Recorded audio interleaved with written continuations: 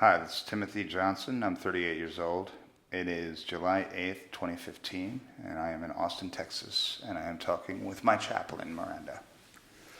Hi, I'm Miranda Fontaine, and I am 56, and it's July 8th, 2015, and I'm in Austin, Texas at Hospice Austin Christopher House, and I'm talking to a person that I get to meet through my work, Timothy Johnson.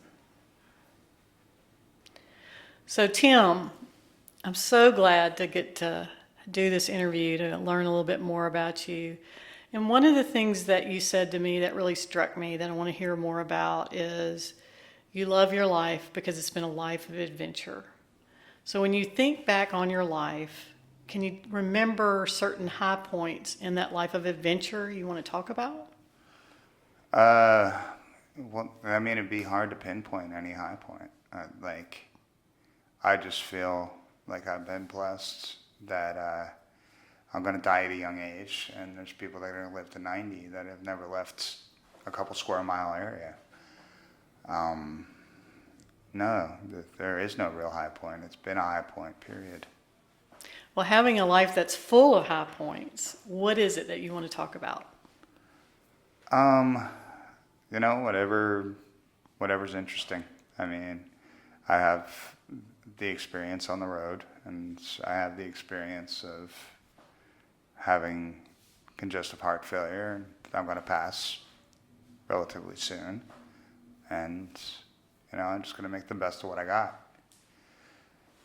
So, there's nothing in particular that really strikes me that would be the thing to talk about. Well, when you think on all the different places you've been, you were just talking about how different cities all have different characters. Oh, yeah, there's a certain, when I get off a train in Philadelphia, there's a certain smell. There's a certain, feeling that people act a certain way. Same thing, I know when I'm home. I've actually ended up in Austin by accident before. And I literally woke up on the freight train, and just from the feel of the air and the scent and noises I heard, I knew exactly where I was. Every city does definitely have a character. So is Austin home? My mother lived here when I was growing up. My father lived in New Hope, Pennsylvania. It's a little town on the Delaware River just outside of Philadelphia. And I basically moved back and forth. I learned at a very early age how to migrate with the climate. Smart.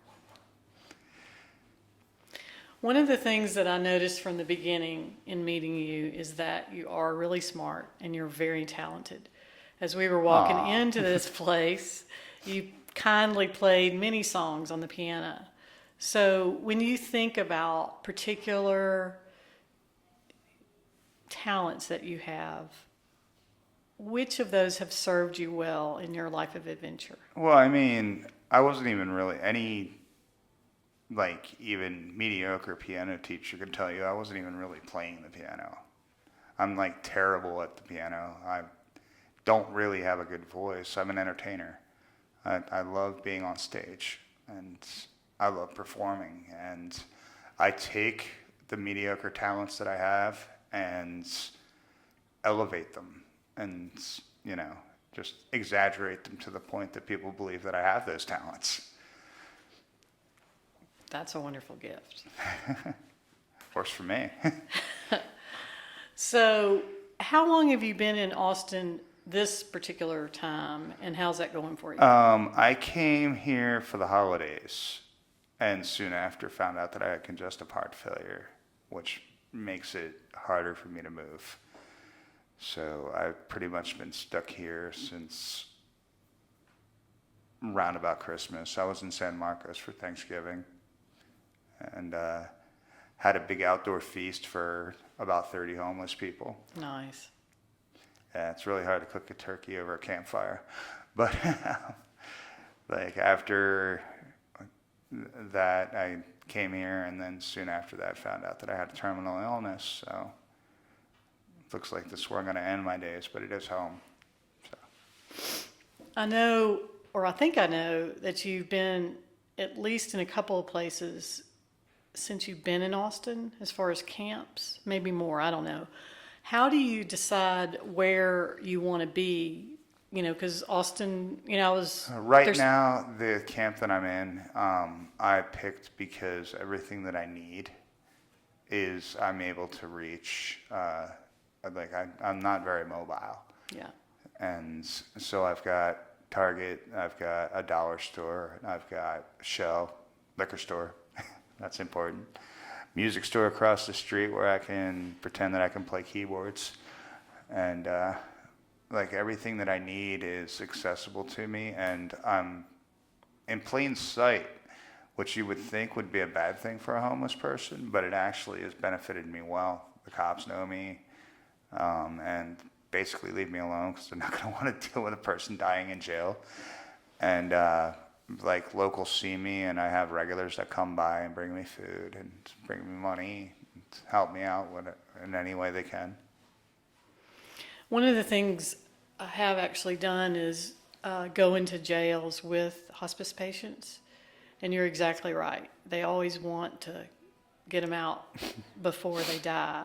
So how is it that you happen to tell the cops that, your story?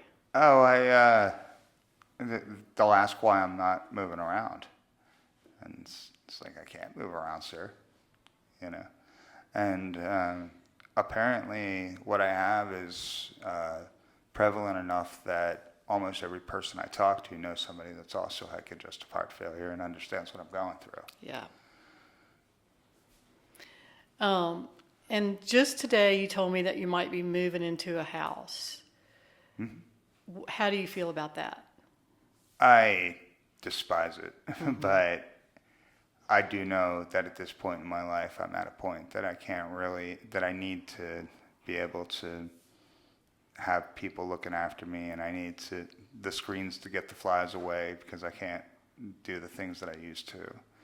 So basically, like I said this earlier. I believe there's indoor cats and outdoor cats, and I was born an outdoor cat. Mm-hmm. And, you know, if any of you have ever owned cats, you know what it's like trying to keep them inside. But unfortunately, at this point, I don't think I have much of a choice.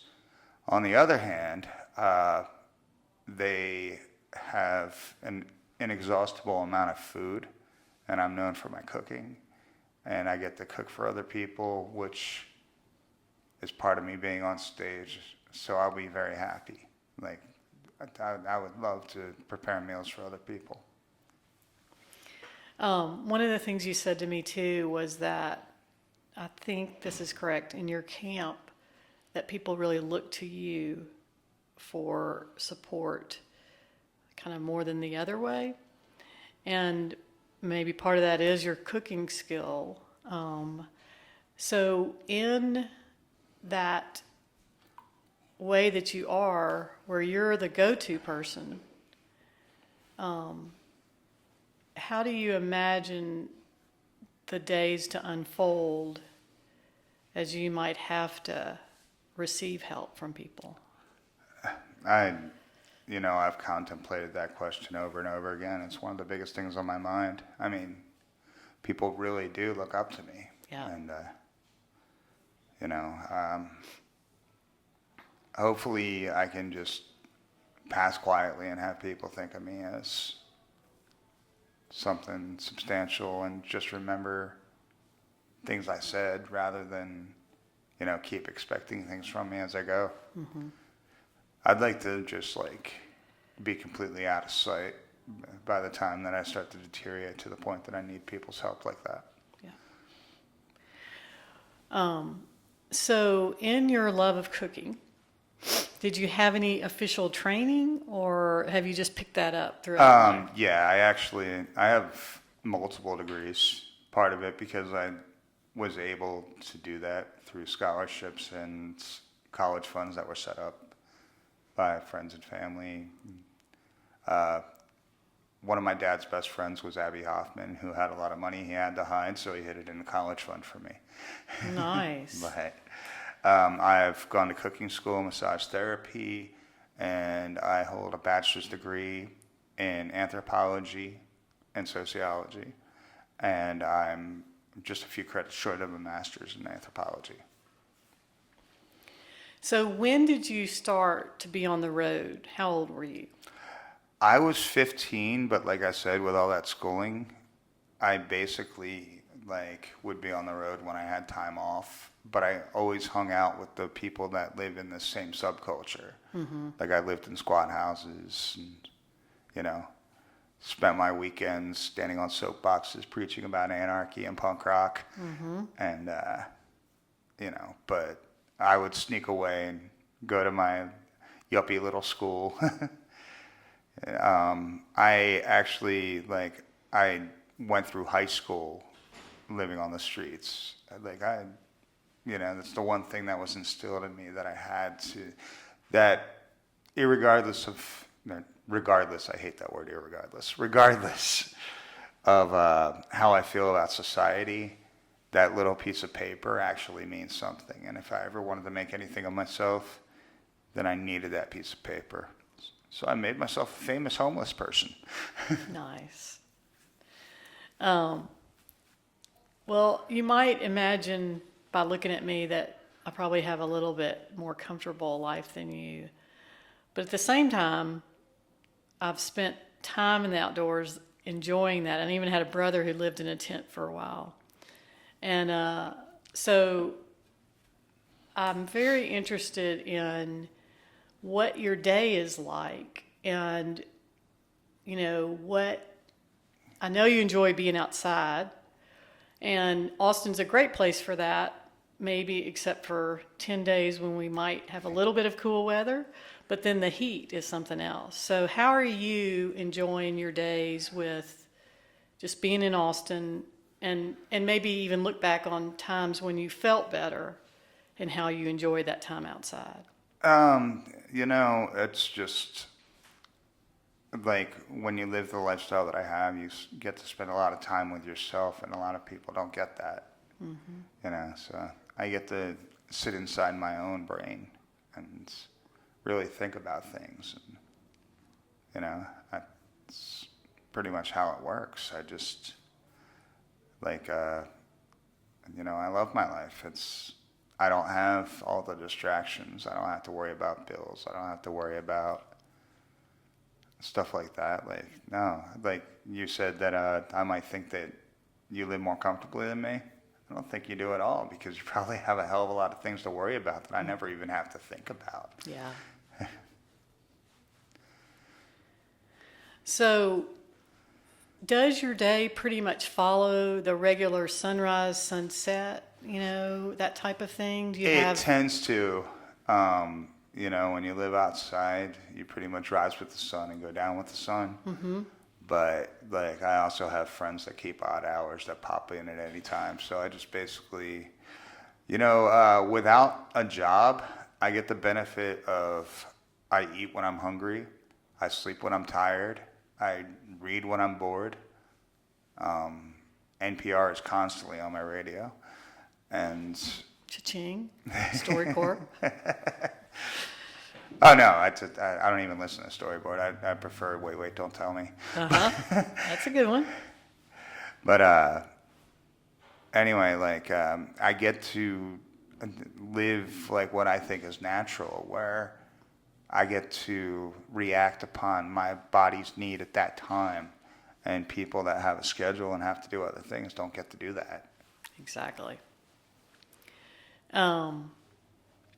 So who in particular is important to you right now in your life? Are there certain people that you see daily that matter to you? I have a bunch of friends. They actually set up a Facebook page for me to get and help fund people to come visit me. I've got Nice. friends coming in from California in an hour or so. And I got friends that have suddenly been popping up from all over the country, when y'all called me this morning, you actually woke me up, and I woke up and I saw a friend that I haven't seen in 10 years was sitting like right next to me. Great. And at first I thought I was dreaming. I was like, this can't be. It's like, what the hell? You're here. And where did he come from? He, she? He's my friend Rex, and he came in. He's originally from Pennsylvania, well, central Pennsylvania. We prefer to call that Pennsyltucky, but but he came in. I have no idea from where. I didn't get a chance to talk to him really, actually. Yeah. So, in all that schooling that you did, with your great passion for being outside, what made you stick to it to complete all those different degrees and, areas of learning?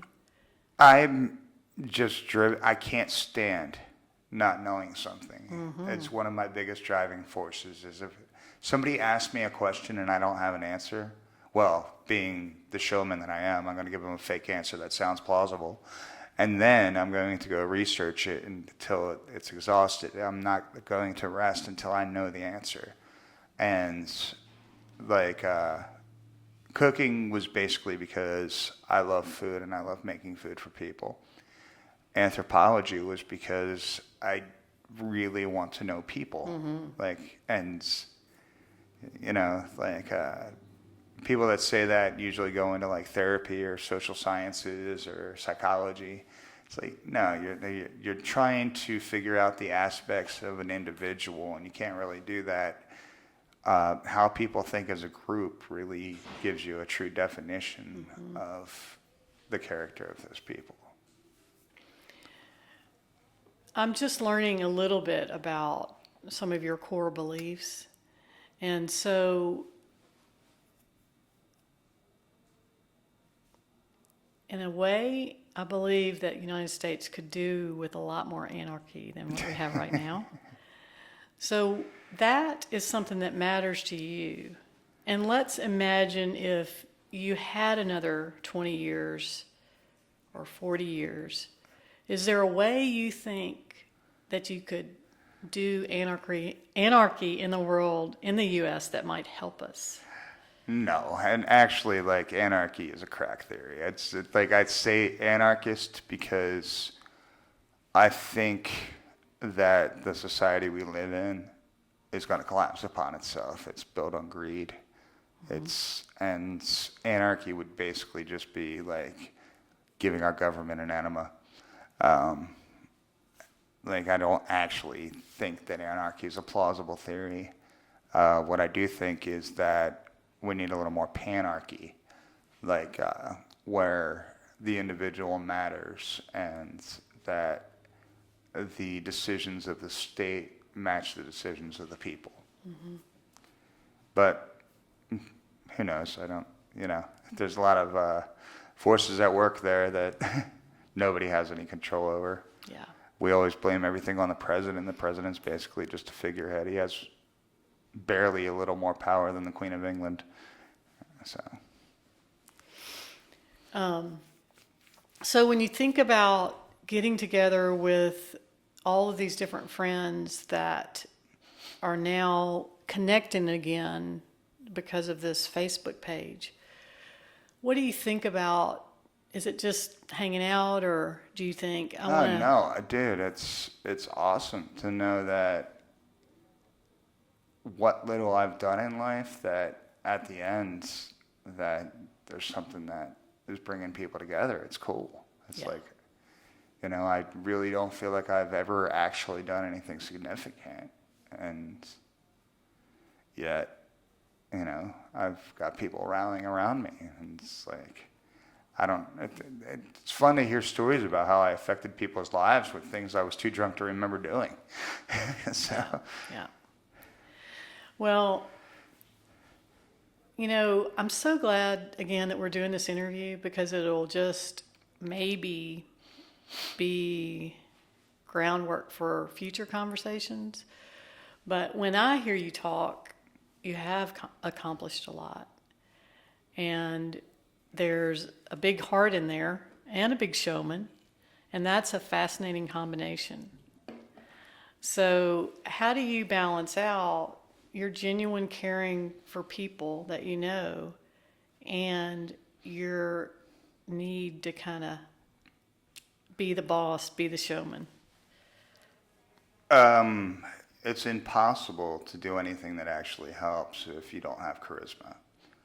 Like, I feel like, that it's basically everything comes down to how you sound and how you talk. That's why Bush wasn't popular, but Obama is. It's not because Obama has anything better to say, it's because he's prettier and sounds better on stage. And if you really want to make any change or difference in the world, then people have to listen to you in the first place. So, like, it really comes into play. I wish I had more time. Yeah. Let's see. So,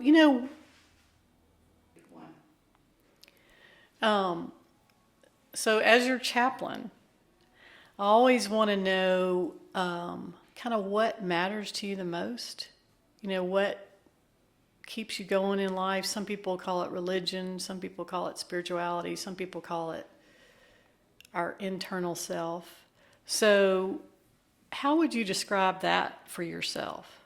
Well, what might surprise most people is I'm actually an extremely conservative, very evangelical Christian. I don't like Christians, and I seriously doubt if Christ were alive today, he would like them either. Yeah. Like, it's actually a majority of what he talked about was the religious and the righteous. Right. I'm extremely conservative by the fact that I believe in a small government, and that's actually, like, believe it or not, despite the tattoos and the mohawk and all the other trappings, I only a few footsteps away from being Rand Paul. So, when you describe yourself as an evangelical Christian, how does that work out in your daily life for you? What's your practice, or what do you? How do you Well, get to that I think description? so many people try to force feed Christianity, and I try to lead by example. I try to show people that I'm not what they think a Christian is, because people constantly try to argue about the logic about the Bible and Christianity in general. And I think they're totally missing the point. They just don't like Christian people. So just because the fan club sucks doesn't mean you have to hate the record, Right. How did you come to be an evangelical Christian? That's what I guess I'm getting at. Like, Oh, C.S. Lewis. what did you read of his? Well, obviously Mere Christianity first. I mean, I think that given everything in general, I mean, if you start off with the question, with the statement, nothing is true, then the statement is fallible in and of itself, because in order for that statement to be true, it would automatically cancel itself out. So building from there, you have to basically follow logic, and there's plenty of answers. And I don't think any of those answers are particularly wrong, but I think that ultimately it comes down to the general statement that obviously one thing has to be true. And by reading C.S. Lewis, I saw that Christianity, I'm a very logic, point A, point B driven person. And Mere Christianity basically gave me a logical point A to point B answer. And I mean, I don't think the other steps are wrong, but the fact that, like, every society in the world, even if they had no contact with any other society, has a concept of adultery, has a concept of theft, has a concept of lying, has a concept of, like pretty much everything that we know what sins are. Now, like, yes, some societies you can marry multiple women, but we know that even though we're driven to do it, that sleeping outside of your marriage is wrong. We know that theft is wrong. We know that murder is wrong. The definition of murder might change because people are fallible. So ultimately, in knowing that, you have to look at all the world religions and basically fall upon the one that makes the most sense. And for you, that's Christianity. Yeah, for me. And I also, being a Christian, I don't judge other people. And, you know, and I actually kind of believe Jesus died for everybody's sins, and not believing him, if it's a sin, then he died for that sin. So. Well, you brought it up, the way you look with a mohawk and tattoos. Do you want to talk about your look? You know, I actually just really, I prefer the way I look. I'm part of a subculture. I'm making quotes. You can't see that on tape. That people refer to as being a gutter punk, which means we basically are squatters, tend towards anarchy, live in abandoned houses, try to live for free.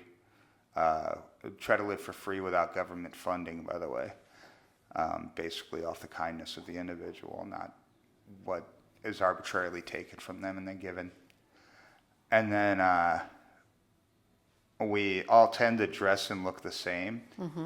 And part of it is just, you know, I think I look cool. You know, being 40 with a mohawk is kind of weird, but or approaching 40. But, you know, and it's also weird because I have 2 twin sons that are also so-called gutter punks that ride freight trains around the country, and they're in my same peer group. So having children in your peer group is very, very odd. Yeah. But, you know, we kind of, gutter punks tend to dress the same because we can recognize each other. Like, you know, I guess it's why anybody dresses the way they do. So, like, you're in another place, you know people that are of a like mind. And B, if somebody does something wrong and they call the cops, what are they going to say? Hey, it was that guy with the funny mohawk, the stick and poke tattoos, wearing Carhartts and a bandana around his neck. Right. It's going to do them a lot of good. Right. So. I know beside your right, you have Hebrew letters. What do those mean to you? It's Yod He Vav He, which is the Tetragrammaton. It's the unpronounceable name of God. A lot of people translate it to be either Jehovah, Yahweh, Yeah. Yavah. I actually think it's a breath. If you think about it, it's like Yahweh, like, and it basically means being. It means existence. And I think a breath, if that is actually what it translates to, would be the perfect symbol of existence. Yeah. I think our breath is so important. And I wish I had more of it. yeah, I know you do. And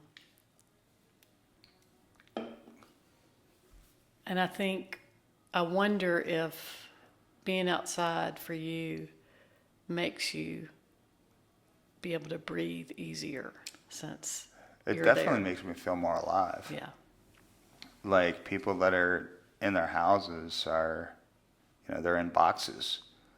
And I'm seeing and experiencing and feeling everything that everybody else that's out there is seeing, experiencing, and feeling. But they're going back to a little box and turning on their TV and completely losing track of that. And they don't know what everybody else is doing. They only know what their own personal life is. Hey, I've got to get up. I got to go to work. I got to pay my bills, come back, watch Game of Thrones or whatever the hell they're watching these days, and then go to sleep and wash, rinse, repeat. Right. So do you want to talk about your twin sons at all? I can. I mean, there's not much to say about them. Picture me skinnier and cuter and younger, and there you go. How old are There's they? 2 of them. They're 21. Okay. So are they literally in Austin now? No, they travel. Yeah. My son Connor is in New York City. Keenan was just visiting him in New York City, but I don't know where he went afterwards. Yeah. Like, he's hopping freight trains. Keenan doesn't tend to be too like Facebook savvy, where Connor calls me on a regular basis and is on my Facebook on a regular basis and stuff. So Connor knows what's going on with you as far Oh as being yeah, sick. he's been regularly sending me Westies. Westie is a street kid / gutter punk term for Western Union, but he's been regularly sending me Westies because he doesn't want me standing out in the heat holding a cardboard sign. Nice. So it sounds like y'all are pretty close. Connor and I are. Yeah. Yeah. Um, I have a second set of twins that are younger, Vonnegut and Logan. really? Yeah. And how old are they? Vonnegut and Logan are 12. So twins must run in your family, huh? Oh yeah. Like it skips a generation? Nonsense. So were you I a was twin? Yeah, my twin brother died of a heroin overdose in Denver about 3 years ago. I'm sorry. That's what he gets for doing heroin. What was his name? Justin. Justin. He went by Q on the road. He was a train hopper, Yeah. train rider, so-called gutter punk as well. So I know you're big-hearted and you love people and you care about them. Do you love any one person in particular right now, a partner or anybody? Well, ironically, my first love and my oldest child's mother called me last night out of the blue. There's also my wife, my children. There's no one in particular. Yeah. I have a lot of women in my life. I've got women issues. Well, I was can raised imagine. by women, and Well, we're not quite done, but we're getting closer. Is there anything else you're really wanting to talk about that's been on your mind? I can't say that there is. I mean, basically, I'm going to die soon, and there's only 3 rational ways to deal with any situation in your life. You can either accept it, change it, or enjoy it. And I can't change it, so I'm accepting it and doing my best to enjoy it. Mm-hmm. That, and you're a hypocrite if you worship a homeless man on Sunday and ignore him the rest of the week. Well, since you brought it up too, what about either the women or women issues? I don't really. I just I make jokes about things that I have slight issues with to make them like not an issue. Mm-hmm. And because those tend to be the most shocking things, and let's face it, shock and humor these days, they pretty much go hand in hand. That's right. So, how was it? How was your visit with your kid's mom last night? Oh, it was awesome. I mean, we talked about things that we haven't talked to in years, and like I knew her since I was 12 years old, and that was my first love. A lot of history there. Oh yeah. And where is she now? Nags Head, North Carolina. Really? Yeah. Which is very fitting because she's got a nag's head. And then what about your wife? It sounded like you have a wife right now. Well, technically, we're still married. That's Vonnegut and Logan's mother, Karen. She's in Fairless Hills, Pennsylvania, which is used to have a town that had a purpose when there was a big steel mill there. Steel mill closed down. Now it's basically either you're rich or it's a ghost town. Yeah. So do you get back to Pennsylvania very much? I haven't been back there in a few years, and I'm obviously not going to ever get back there. So. Yeah. And are either of your parents still living? Yeah, both of my parents are still alive. Do you ever talk to them? No. My father, I'm not going to say his name, and his last name isn't Johnson, but it's something close, happens to be a talk show host on a radio here in Austin, Texas. My mother is homeless or possibly has a disability check and moved into an apartment, but I haven't been able to find her or get a hold of her. Mm-hmm. My father lived in Pennsylvania when I was younger and then came to Austin and had his radio show, but he's originally from Austin. Okay. We got, so, your life has been so good. And what was the thing? I mean, I know you're an outdoor cat, and that's a great way to describe yourself. But do you remember at that point when you were a young child or a teenager where you just knew you had to be outside? And what was that Yeah. like? My mom had a boyfriend back when I was like 4 or 5 years old.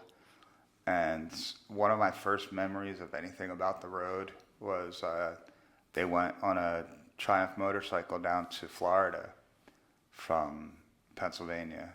We lived in Pennsylvania briefly for that time period. And the way she described the trip, she said that she passed time by counting the lines on the road. And there was something, that's my earliest memory, but I know I was always in love with the road. I mean, I can't explain it. It's just my being. This will show how little I know.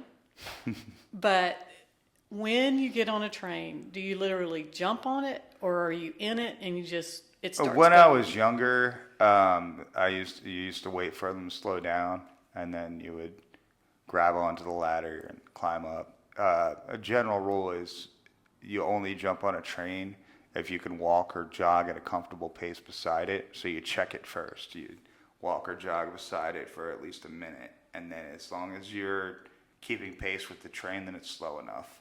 Or if you can count the bolts on the wheel, then you know that's moving slow enough. But as I got older, I basically figured out that trains have to stop. Yeah. So I just, schedules and moving fast stopped mattering. And I know the train has to stop, and I know it's going to stop somewhere else on the other end. So I never have to get on and get off. What we call on the fly Right. is if it's moving. I never have to do that. It'll eventually stop. Yeah. So right now, do you get around in Austin? No, not really. I mean, my existence is pretty much within 200 yards of where I sleep. Yeah. And the new place you're going to, do you think it'll have all you need around it? Because I know that's pretty important to you. Well, it's a house, so a majority of what I need is indoors. Okay.